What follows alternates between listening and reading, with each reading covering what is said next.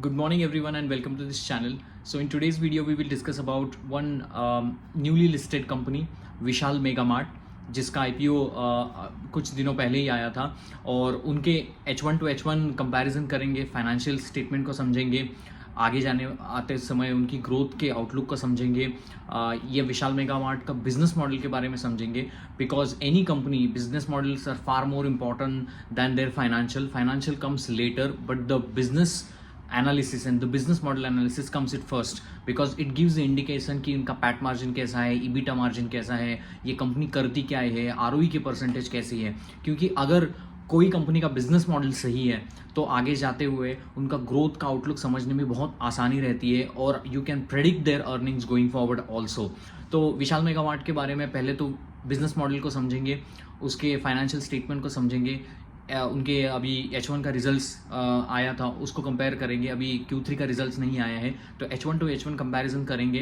Balance sheet में क्या उनके प्रॉब्लम दिख रहे हैं उसको समझने की कोशिश करेंगे, ग्रोथ के आउटलुक को समझने की कोशिश करेंगे और PE के वैल्यूएशन मैट्रिक्स को भी समझने की कोशिश करेंगे. तो विशाल मेगा मार्ट्स के बारे में ये वीडियो डिटेल एनालिसिस होगा. तो विशाल मेगा मार्ट ये जो कंपनी है ये mostly I think their concentration of the stores, इनका 98% जो बिजनेस आता है तो फिजिकल स्टोर्स से आता है. ये क्या बेचते हैं? ये अपैरल बिजनेस है, इनका जनरल मर्चेंडाइज है और FMCG है. They have 3 verticals through which they sell their product: apparel, general merchandise and FMCG. They have most of their stores concentrated in 3 states. One is Uttar Pradesh, second is Karnataka and the third one is Assam. इन उत्तर प्रदेश में उनके 1111 store है, 111 stores है, 73 stores है उनके कर्नाटका में और 43 stores है आसाम में. तो इनका बिजनेस जो है 35% of the Vishal Mega mart business comes from the 3 states in India. तो बेसिकली ये जो कंपनी है करती क्या है, तो ये जो है अच्छे क्वालिटी की चीज़ें आपको अफोर्डेबल प्राइस में बेचते हैं. आपने अगर देखा होगा पिछले कुछ समय से डीमार्ट ने जो एक चेंज लाया था जहां पर अफोर्डेबल प्राइसेस में आपको स्टेपल कंज्यूमर डिस्क्रिशनरी आइटम मिलते थे. तो that's why after listing DMart has been grown like significantly well. तो ऐसा ही कुछ मॉडल है. तो it is similar like the DMart kind of model but the only difference is it is much more affordable than the DMart. हमें कभी नहीं लगता था कि ऐसी कोई कंपनी आएगी आगे जाके कि जो डीमार्ट से भी सस्ता माल बेच सकती है. Whether it is staple goods जैसे आपका आटा हो गया, ऑयल हो गया, कोलगेट हो गया, आपके जूते हो गए, आपके अपैरल हो गए. तो इन सारी चीज़ में डीमार्ट एक बड़ा नाम है जिसका मार्केट कैप 2,35,000 करोड़ के ऊपर है. तो कंपैरेटिवली ये जो कंपनी है Vishal Mega Mart, it is kind of a combination of the V2 retail kind of a business and the DMart kind of a businesses. Because V2 retail में वो सिर्फ कपड़े बेचने का काम करते हैं, लेकिन डीमार्ट में आप अगर देखोगे FMCG भी है, जनरल मर्चेंडाइज भी है और आपका अपैरल बिजनेस भी है. तो इसीलिए इसकी कंपैरिजन जो है विशाल मेगा मार्ट की वो डीमार्ट के साथ की जाती है. तो डीमार्ट क्या आप अगर देखोगे, डीमार्ट जो स्टोर एक्सपांशन कर रहा है, अभी उनका रिजल्ट आया, 70% की ग्रोथ थी, लेकिन मार्जिन में थोड़ा सा कॉम्प्रेशन हुआ because of obviously the inflation pressure in the segment. तो विशाल मेगा मार्ट ये जो कंपनी है ये टायर 2 टायर 3 सिटीज़ में अपने आप को एक्सपांड कर रही है. इनका जो कस्टमर बेस है ये जो लो इनकम ग्रुप के लोग हैं वहाँ पर है, इसीलिए इनके स्टोर आपको टायर 1 सिटीज़ में नहीं दिखेंगे. इनके मोस्ट ऑफ द स्टोर्स है वो टायर 2 और टायर 3 सिटीज़ में दिखेंगे क्योंकि ये जो चीज़ें वो बेचते हैं वो 99 रुपीज़ से लेके 500, 600, 1000, 2000 तक लेवल तक बेचते हैं. मतलब अपैरल बिजनेस में तो इनका टी शर्ट जो आते हैं वो 99 से इनका प्राइस रेंज शुरू होता है. आप अगर इसकी कंपैरिजन जूडियो से करोगे तो जूडियो के जो नॉर्मल रेंज शुरू होती है 500 के ऊपर की होती है. V2 रिटेल इसमें आता है, V2 रिटेल भी 100 से लेके 500 तक के कपड़े बेचता है. तो इसीलिए इनका जो अफोर्डेबल प्राइसिंग का जो मॉडल है इसके ऊपर ये काम करते हैं. मतलब आपको अच्छी क्वालिटी, अच्छे डिज़ाइन के कपड़े अफोर्डेबल स्पेस में, अफोर्डेबल प्राइसिंग में ये आपको देते हैं. तो जैसे मैंने कहा इनके 3 वर्टिकल्स है. पहला तो है अपैरल बिजनेस जहाँ से उनको 44% of the revenue comes from the apparel business, 27% of the business comes from the general merchandise and the 27-28% of the business come from the FMCG. Apparel में क्या आता है? अपैरल में वो मेंस, किड्स, वुमेंस वियर्स के different design के shirts ये सारी चीज़ें वो अपैरल में बेचते हैं। दूसरे आता है जनरल मर्चेंडाइज। जनरल मर्चेंडाइज में आता है आपका कप्स हो गया, डिफरेंट टाइप्स ऑफ मग्स हो गया, आपके घर में जो लगने वाले जो डेकोरेशन के सामान हैं वो आ गए, बच्चों के टॉयज़ आ गए, बच्चों के डिफरेंट डिफरेंट उनको खेलने के लिए जो सामान लगता है वो आ गया। और जनरल मर्चेंडाइज में आपको घर में जो बहुत सारी बर्तन लगेंगे या डेकोरेटिव चीज़ें लगेंगी या आपको लगेज लगेगा या आपको कुर्सियाँ चेयर्स लगेगी, वो जनरल मर्चेंडाइज में आता है। और तीसरा जो इनका वर्टिकल है वहाँ पर एफएमसीजी में वो बहुत सारी चीज़ें बेचते हैं, जहाँ पर आपका आटा हो गया, ऑयल हो गया, कोलगेट, हेयर ऑयल, बहुत सारी चीज़ें, ये जो आपको स्टेपल गुड्स जो लगते हैं डे टू डे एक्टिविटीज़ में, वो भी बेचते हैं। और इसके साथ साथ बहुत सारी बाकी जो कंज्यूमर्स गुड्स के डिस्क्रिप्शनरी आइटम है उसको भी वो बेचते हैं। तो आप अगर देखोगे ये लोग क्या करते हैं, एक जो बड़ा सा स्पेस जो है वो रेंट पर लेते हैं और रेंट पे लेने के बाद वहाँ पर 3 स्टोरी बिल्डिंग बनाते हैं। पहले स्टोर में इनका मोस्टली अपैरल रहता है, सेकंड स्टोर में जनरल मर्चेंडाइज रहता है और थर्ड स्टोर में एफएमसीजी के आइटम्स रहते हैं।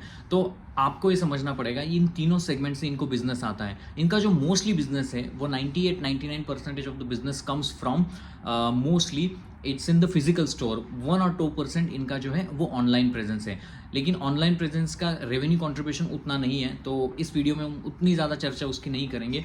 तो मोस्टली इनका जो बिजनेस आएगा नए स्टोर एक्सपांशन की तरफ से आएगा। नया स्टोर वो जितना ज़्यादा फिजिकल खोलेंगे उतना ज़्यादा वो पैसा कमाने की तादाद ये लोग रखते हैं। तो अभी इनके 645 स्टोर्स है पूरे इंडिया में, इसमें से 35% ऑफ द स्टोर्स का जो आप अगर देखोगे कॉन्सेंट्रेशन, ये उत्तर प्रदेश, कर्नाटका और ये जो थर्ड स्टेट मैंने बताया आसाम से आते हैं। तो ये 3 जगहों से इनके स्टोर्स आते हैं। 645 स्टोर्स मतलब बहुत बड़ा नंबर है। वह ऐसा नहीं है कि इनका आईपीओ अभी से आया है तो कुछ 5,000 करोड़ की कंपनी है। विशाल मेगामार्ट एक 49,000 करोड़ मार्केट कैप की कंपनी है, तो थोड़ी सी बड़ी कंपनी है कंपेयर टू आप V2 रिटेल की बात करो, बाजार स्टाइल की बात करो, तो बाजार स्टाइल V2 रिटेल से भी इसकी कंपैरिजन हो सकती है। क्योंकि मैंने जितना कहा कि अपैरल बिजनेस का जो कॉन्ट्रीब्यूशन है वो 44% का है, तो मोस्ट ऑफ द इनका जो बिजनेस आता है वो अपैरल 50% और मतलब 45% of the business comes from the apparel. और अपैरल बिजनेस में क्या है, इनके पास मार्जिन ज़्यादा होते हैं। 35% का ये लोग मार्जिन अपैरल बिजनेस में करते हैं, कंपेयर टू एफएमसीजी में 5 या 6% के ही उनके मार्जिन है। ऑब्वियसली कंज्यूमर्स में आपको इन्फ्लेशन की मार ज़्यादा है, आपको कंपटीशन ज़्यादा है, लेकिन अपैरल बिजनेस में आपको मार्जिन ज़्यादा है, इसलिए यहाँ पर ये अपैरल में बहुत ज़्यादा काम करते हैं। तो जैसे मैंने कहा कि इनके 3 सेगमेंट्स है। 44% आता है आपके अपैरल बिजनेस से, 27 आता है जनरल मर्चेंडाइज से और 27 आता है आपके एफएमसीजी से। अभी आप अगर देखोगे ये जो अपैरल बिजनेस के ऊपर है उसको थोड़ा फोकस करते हैं। तो अपैरल जो बिजनेस है यहाँ पर ये मेंस, किड्स और वुमेन वेयर ये बेचते हैं। यहाँ पर मोस्ट ये जो 100% ऑफ द बिजनेस है वो उनके खुद के ब्रांड है। आप अगर इनके वेबसाइट पे जाओगे तो वेवलेंग करके ब्रांड है, हाइपो करके ब्रांड है, तो ऐसे 8-10 उनके ब्रांड है जिसके अंडर ये अपने अपैरल को बेचते हैं। तो मतलब ये क्या करते हैं, इनका कोई भी मैन्युफैक्चरिंग यूनिट नहीं है, ये अपना खुद का डिज़ाइन बनाते हैं ये कंज्यूमर बिहेवियरल डिफरेंसेस देख के, और ये चीज़ थर्ड पार्टी वेंडर से कपड़े को बना के लेते हैं और अपना ठप्पा लगा के, अपना ब्रांड लगा के ये अपने स्टोर्स में बेचते हैं। तो इनका ऐसा नहीं है कि ये तीसरे लोगों का माल बेचते हैं, इसीलिए यहाँ पर उनको मार्जिन ज़्यादा मिलता है, बिकॉज कॉस्ट कंट्रोल इफिशिएंसी लाना बहुत ईजी हो जाता है, क्योंकि आप खुद का माल बेच रहे हो, खुद के चीज़ों को बेच रहे हो। Now 100% of the apparel business comes from their own brands. Now if you compare to the if you go to this general merchandise case, तो उनका 70% जो लगभग जो बिजनेस है वो खुद के ब्रांड से आता है, और जो 30% ऑफ बिजनेस है वो दूसरों का माल बेचते हैं, लेकिन सफारी का माल बेचेगा, वीआईपी का लगेज वहाँ पर बेचेगा। तो third party transaction, third party के जो आइटम्स है वो 30% है, लेकिन खुद के टॉयज़ बनाना हो गया, ये डेकोरेटिव चीज़ें बनाना हो गया, वो खुद लोग थर्ड पार्टी से बना के लेते हैं, मतलब खुद का ही हो गया, तो वहाँ पर वो 70% ऑफ द बिजनेस आता है। लास्ट जो रह गया है वो है एफएमसीजी बिजनेस। तो एफएमसीजी बिजनेस में लगभग 33% ऑफ द बिजनेस है इनका। कुछ if I am not forgotten, इनका जो क्रॉप करके इनका एक ब्रांड है जिसका ऊपर मैगी हो गया, आटा हो गया, ये आपके टी पाउडर हो गया, इस ब्रांड के अंदर वो बेचते हैं। तो क्रॉप करके इनका ब्रांड है, ये अपना खुद का ब्रांड बनाया है इन्होंने, इसके ऊपर इनका काम भी चल रहा है, जिसके थ्रू ये अपने सारी चीज़ों को बेचते हैं।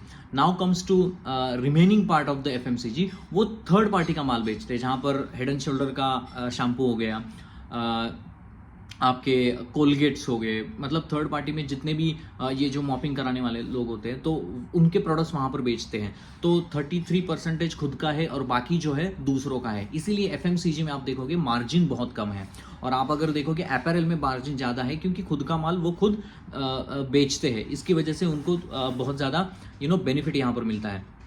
आप अगर देखोगे विशाल मेगा मार्ट ये जो कंपनी है, ये अनऑर्गेनाइज टू ऑर्गेनाइज शिफ्ट जो इंडिया में हो रहा है, तो उसमें वो ज़्यादातर फोकस कर रहे हैं। मतलब इनका ज़्यादा से ज़्यादा फोकस है अपैरल बिजनेस में। तो अपैरल बिजनेस में जितना ज़्यादा ये लोग काम करेंगे, उतना ज़्यादा इन कंपनी की प्रॉफिटेबिलिटी बढ़ने में आसानी रहती है। जैसे मैंने कहा कि 645 स्टोर्स है, और इस स्टोर को वो लोग 50 या 60 स्टोर्स पर ईयर वो ज़्यादा बढ़ा रहे हैं। मतलब इनका प्लान है कि हर साल हम 50 या 60 स्टोर्स पूरे देश में खोलेंगे। तो आप अगर देखोगे 645 स्टोर को डबल इनको करना है, मतलब 1200 तक लेके जाना है, और हर साल 50 स्टोर्स आप खोलने की बात रखते हो, तो मुझे लगता है 12 साल उनको लग जाएंगे। तो per annum rate of opening the new stores is becoming too the 6% level. तो 6% से कैगर से न्यू स्टोर्स एडिशन इनके हो रहे हैं, जो मुझे लगता है कम है compare to the V2 retail, जहाँ पर आप देखोगे बहुत ज़्यादा तरीके से इनकी जो ग्रोथ है वो बहुत हेवी तरीके से वहाँ पर बढ़ रही है। तो V2 रिटेल वहाँ पर एक्सपांशन जो प्लान है वो बहुत तेज़ी से वहाँ पर कर रहा है। तो ये तो V2 रिटेल का हो गया। V2 retail is doing a wonderful expansion. तो यहाँ पर जो विशाल मेगा मार्ट है उसका जो एक्सपांशन का जो रेट है वो कम है। आप अगर विशाल मेगा मार्ट के बिजनेस मॉडल को समझोगे, देन यू विल अंडरस्टैंड कि ये लोग वॉल्यूम का गेम खेल रहे हैं। इनके पास कोई भी प्राइसिंग पावर नहीं है। प्राइसिंग पावर इसीलिए नहीं है क्योंकि इनका जो बिजनेस मॉडल है, यहाँ पर आप देखोगे FMCG में ज़्यादा मार्जिन नहीं है, बहुत सारी चीज़ें अफोर्डेबल प्राइसेस में वो बेच रहे हैं। बहुत ज़्यादा डिस्काउंट लेके आप कोई चीज़ बेचोगे तो वहाँ पर आपको प्राइसिंग पावर नहीं मिलेगा। आपको प्राइसिंग पावर आपको नहीं मिलेगा तो आपका पैट परसेंटेज कम हो जाएगा। पैट परसेंटेज आपका कम हो जाएगा तो आपको ज़्यादा पैसे कंपनी से, मतलब बिजनेस से निकालने के लिए आपको ज़्यादा से ज़्यादा स्टोर खोलने पड़ेंगे, आपको ज़्यादा से ज़्यादा FMCG के प्रोडक्ट्स बेचने पड़ेंगे, आपको वॉल्यूम का गेम खेलना पड़ेगा। As there is no pricing power in this business model itself, उनका पैट परसेंटेज, EBITDA परसेंटेज कम है। ओवरऑल लेवल के ऊपर आप अगर देखोगे इनका EBITDA परसेंटेज है 13% और पैट परसेंटेज है 5-6%। कंपनी लेवल की बात कर रहा हूँ, मतलब पूरे लास्ट ईयर में कुछ 8912 करोड़ मैं बोल रहा हूँ, 8,912 करोड़ का उन्होंने रेवेन्यू किया था। इसमें से 5% ही उनको मिल रहा है एज अ पैट। अगर आप सब चीज़ें माइनस करा के देख रहे हो तो 5% ही पैट है, और इनको ज़्यादा बढ़ाने का भी स्कोप नहीं है क्योंकि इनके पास प्राइसिंग पावर नहीं है। क्योंकि इनका बिजनेस मॉडल ही रिलाई करता है कि मैं सबसे ज़्यादा अच्छी क्वालिटी चीज़ें अफोर्डेबल प्राइसिंग में कैसे बेचूँ। अगर आपका बिजनेस मॉडल ही ऐसा है तो आप बहुत सारी चीज़ें प्राइस बढ़ा के आप ये नहीं कर सकते हो। तो ये थोड़ा सा मुझे फ्लॉ लगा, क्योंकि business model makes it important for me to invest in a kind of companies. क्योंकि जहाँ पर आपका मार्जिन नहीं बढ़ेगा, तो मान लो एक समय के बाद इन्फ्लेशन की मार इंडिया में बहुत ज़्यादा होती है, तो इन्फ्लेशन मान लो कि ज़्यादा आपके यहाँ पर बढ़ेगा, तो प्रॉब्लम ये होगा कि इन्फ्लेशन अगर आपका ज़्यादा हो जाएगा तो लोग माल नहीं खरीदेंगे। लोग माल नहीं खरीदेंगे तो आपको उनको प्राइस बढ़ाना मुश्किल हो जाएगा, लेकिन वॉल्यूम के ऊपर घट आती है। तो इन सारी चीज़ों की वजह से भी आपको बहुत सारे प्रॉब्लम फेस करने पड़ते हैं इन सारे बिजनेस में। तो इसको आपको पूरी तरह से देखना पड़ेगा।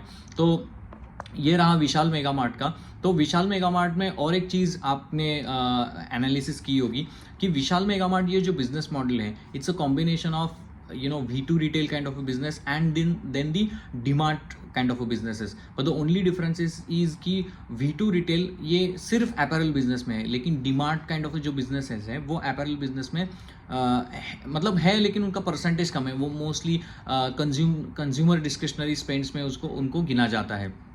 ठीक है, hope you like my videos. If you like my videos then please like, share and subscribe to this channel. और if you have any comments on any of the stocks you want me to cover this stock, then please do comment on this one, so I will make those video like I'm doing it today for the Vishal Mega mart. तो विशाल Mega mart के business के ऊपर वापस आते हैं। जैसे मैंने कहा कि अगर विशाल मेगा मार्ट का बिजनेस मॉडल देखोगे, अफोर्डेबल प्राइसिंग रेंज में है, कंज्यूमरी डिस्क्रिप्शनर में ये लोग काम कर रहे हैं। अब थोड़े से फाइनेंशियल के ऊपर चले जाते हैं कि इनका परफॉर्मेंस कैसा था last year to this year. अभी आप देखोगे विशाल मेगा मार्ट्स का अगर बिजनेस मॉडल में आप अगर देखोगे तो विशाल मेगा मार्ट ने H1 टू H1 बात करें FY25 वर्सेस FY24, तो यहाँ पर विशाल मेगा मार्ट ने लगभग 19% की सेल्स की ग्रोथ की है और जो प्रॉफिट की ग्रोथ है वो 30% की है। तो कहीं ना कहीं इनको तो ऑपरेटिंग लेवरेज मिला है। ऑपरेटिंग लेवरेज किसी भी कंपनी को इनको मिला है तो अच्छी बात है। ये क्यों मिला है? क्योंकि मार्जिन थोड़े से अपैरल बिजनेस में इनके बढ़ गए थे, जिसकी वजह से इनको ऑपरेटिंग लिवरेज मिला है। तो H1 टू H1 कंपैरिजन करोगे तो 19% की सेल्स की ग्रोथ है, पैट की ग्रोथ है 30% की, तो 30% का ग्रोथ इंजन है। और कंपनी ने यही वादा किया है कि अगले आने वाले समय में ये 30% से ईजिली ग्रो कर सकते हैं। इंडिया में टायर 2 टायर 3 सिटीज़ में बहुत ज़्यादा डिमांड है इन सारे बिजनेस मॉडल की, और हम बहुत ज़्यादा एक्सपांड करके हम 30% ग्रोथ इंजन करेंगे। तो उन्होंने कहा है कि 50 या 60 स्टोर्स वो लोग खोलेंगे। जैसे मैंने कहा कि 645 स्टोर्स है जिसको वो बढ़ा के आगे लेके जाना चाहते हैं। अगर आप देखोगे, और एक चीज़ जो मैंने ऑब्जर्व की इनके बिजनेस मॉडल में, इनके ट्रेड रिसीवेबल्स जो है वो बहुत तेज़ी से बढ़े हैं। सॉरी, ट्रेड पेएबल बहुत तेज़ी से बढ़े हैं। मतलब इन्होंने जो पैसे इन्होंने जो माल लिया है थर्ड पार्टी से, उनको अभी तक पेमेंट नहीं किया है। तो बहुत सारी चीज़ों में उनका पैसा अभी भी इनको देना है। इसीलिए ये कंपनी अभी भी आपको लगती है कि कैश पॉजिटिव कंपनी बन चुकी है। कैश पॉजिटिव ये इसलिए बनाया होगा मुझे लगता है क्योंकि इनकी जो लिस्टिंग आई थी, तो इनके जो प्राइवेट इक्विटी जो फंड होते हैं या इनका जो मर्चेंट बैंकर होता है, इन्होंने कहा होगा कि आप कैश पॉजिटिव दिखाओ। अगर आप ये ट्रेड पेएबल को हटा दो यहाँ पर, तो आपका जो बिजनेस मॉडल है वो इटसेल्फ ही लगता है कि कैश निगेटिव है। Cash negative is okay, there is cash flow negative होना कोई खराब बात नहीं है। जोमेटो की बात करो, स्विगी की बात करो, कैश फ्लो निगेटिव है, लेकिन कंपनी फिर भी परफॉर्म कर रही है। तो ये कंपनी में मुझे लगा कि ट्रेड के पेएबल जो है वो परसेंटेज बहुत ज़्यादा तरीके से उनका बढ़ा है। तो last from the March two September trade payable ज़्यादा बढ़ा है। मतलब सप्लायर से माल लिया है लेकिन सप्लायर को पैसा उतना दिया नहीं है। So that you have to understand now. और क्या चीज़ है विशाल मेगा मार्ट में? विशाल मेगा मार्ट का जो बिजनेस है वो अनऑर्गेनाइज से ऑर्गेनाइज शिफ्ट के ऊपर है, और जो लो इनकम ग्रुप के लोगों को कैटर करने की ये बात कर रहा है। तो इस कंपनी की ग्रोथ तभी होगी जब कंपनी में वॉल्यूम की ग्रोथ आएगी। कंसिस्टेंटली बेसिस के ऊपर 30% से ग्रो करना, इसके लिए आपको स्टोर एक्सपांशन बहुत तेज़ी से करना पड़ेगा। अगर आपका स्टोर एक्सपांशन का रेट है इस कंपनी का 6% है, इसको आगे लेके जाना पड़ेगा, तभी जाके आप उतना ज़्यादा कर पाओगे। बिकॉज क्या है, 6% से इनका स्टोर एक्सपांशन हो रहा है, 12% इनका SSSG है, मतलब सेम स्टोर सेल्स ग्रोथ है। जो भी स्टोर उनने 1-2 साल में खोले हैं उसका जो मैच्योरिटी होने के बाद ग्रोथ कितनी आती है, तो वो 12% से आती है। ये 12, वो 6, 18% हो गया। कंपनी बात कर रही है हम 25-30% से ग्रो करेंगे। तो अगले आने वाला जो 7-8% का गैप या 10% का जो गैप है, ये कवर करने के लिए इन सारी कंपनियों को बहुत तेज़ी से अपने प्रोडक्ट मिक्स करने पड़ेंगे। नहीं तो इस कंपनियों को बहुत सारा एक्सपांशन प्लान करना पड़ेगा, तभी जाके कंपनी आगे जाके ग्रो होगी। तो यही बात है इन सारी कंपनियों में, यही उनका थोड़ा सा अभी मुझे लग रहा है कि इशू है आगे जाते हुए।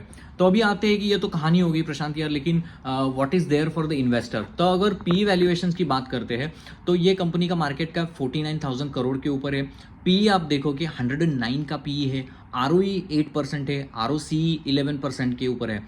तो आप अगर मोटा मोटी कैलकुलेशन करोगे, 8912 का उन्होंने रेवेन्यू किया है, उसमें से 5% पकड़ो तो मतलब 527 580 सॉरी कम होता है। तो यहाँ पर 89512 को 8,912 को 30% कैगर से कंपनी ग्रो करती है 25 में, पूरे साल की बात कर रहा हूँ। FY24 में 8912 करोड़ का धंधा किया था, 30% लगा लो, यहाँ पर 11,000 ऑड करोड़ होते हैं। 11,000 ऑड करोड़ का 5% पैट का मार्जिन है, तो 500 करोड़ के लगभग इनका पैट आ जाएगा। तो 500 करोड़ को मार्केट कैप से आप डिवाइड करोगे 49,000 को, मतलब 500 या 500 560 बनता है। तो मतलब 85 से ज़्यादा, मतलब 90 का पीई आता है। फॉरवर्ड पीई की मैं बात कर रहा हूँ, 26 फॉरवर्ड पीई की। तो 26 फॉरवर्ड पीई, 85 और 30% का growth engine, I think it looks expensive deal for me at this moment in time, because यहाँ पर बहुत सारी कंपनियाँ जो हैं अभी मार्केट फॉल की वजह से 30% की ग्रोथ इंजन में 30 के पीई के ऊपर अवेलेबल है। और ये कंपनी जो है विशाल मेगा मार्ट, जो 49,000 मार्केट कैप की कंपनी है, उसका अगर वैल्यूएशन मैट्रिक्स देखोगे फॉरवर्ड पी 85-90 के ऊपर आता है, और आप अगर देखोगे 30% का ग्रोथ इंजन है, और यहाँ पर प्राइसिंग पावर है नहीं है, ये प्राइसिंग पावर नहीं कर सकते हैं बिकॉज इन्फ्लेशन की ज़्यादा मार पड़ेगी। अफोर्डेबल प्राइसिंग में आप माल बेचोगे, आप डिस्काउंट देके माल बेचोगे तो ग्रॉस मार्जिन चला जाएगा, ईबिटा मार्जिन पे असर आएगा, पैट मार्जिन के ऊपर असर आएगा। तो unless and until you see the huge expansion plan by the store expansion, Vishal Mega Marts is going to take a lot of heat after this one.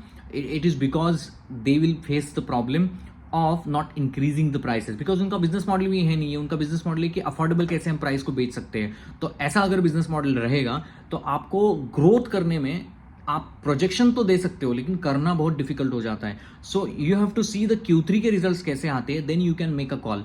तो अभी आप कोई मुझे पूछेगा तो ये बिजनेस कैसा है, तो मैं बोलूंगा एक्सपेंसिव बिजनेस है, प्राइसिंग पावर नहीं है, धंधे में ग्रोथ तो है, no doubt about that, but compare to its peer, अभी मान लो कि 17% की डीमार्ट की ग्रोथ है, लेकिन उसका जो मार्केट कैप है 2,35,000 करोड़ के ऊपर है, डीमार्ट का नाम भी है, तो पी थोड़ा सा इसका ज़्यादा है। डीमार्ट से कंपैरेटिवली अगर आप देखोगे तो अच्छी कंपनी है, no doubt about that, but अगर आप कंपेयर करोगे अदर सेक्टर पीयर से जहां पर ग्रोथ है 30% की, पी का परसेंटेज जो भी है उसको आप समझने की कोशिश करोगे तो ये कंपनी मुझे थोड़ी सी अभी एक्सपेंसिव लगती है। जिन लोगों ने भी आईपीओ में मिला है, जिन लोगों को, उनको मुझे लगता है कि वहाँ पर ही बुक कर लेना चाहिए था, और अगर आपको लोअर लेवल्स में मिले तो I think it's a good deal. अगर ये यही पी अगर 30 के रेंज में आ जाता है, so it again becomes a good play to play out, या 50-60 का भी पी मिल जाता है, then it is a good play to play around. Now it looks very expensive company to deal with it. So hope you like my videos. If you like the videos, then please like, share and subscribe, and hope you like my analysis on the Vishal Mega Mart. If you have any comment, then please do, and I'm happy to take that. Thank you very much and have a nice day ahead.